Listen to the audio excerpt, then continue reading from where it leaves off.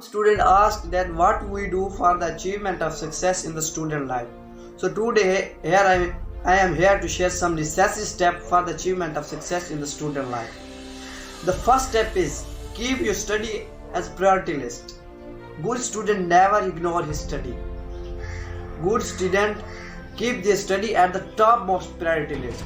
Time management for friends, relatives, family is also important, but not by wasting your study time.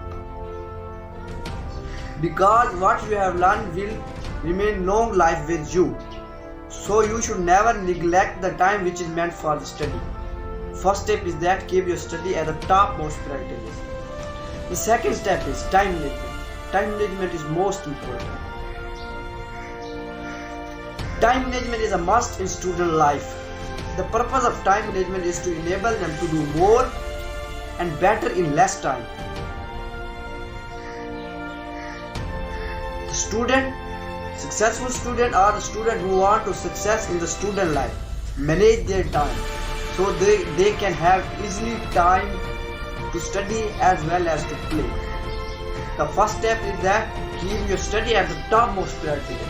The second step is that time management, which is most important.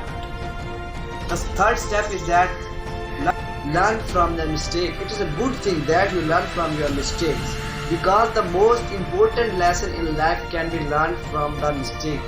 A good student learns from the mistake and try to improve the further. You can't learn from your mistake until you admit that you have done it. Never ever estimate yourself. Instead, learn from the mistake, and when you get yourself to know what you have done the wrong and how to resolve this. When you learn from your mistake and put it in the practice, that is a big advantage for the student. So it is the most important step when you learn from your mistake and try to improve your mistake, and also stop committing the same mistake again and again. And the fourth step is don't compare with other.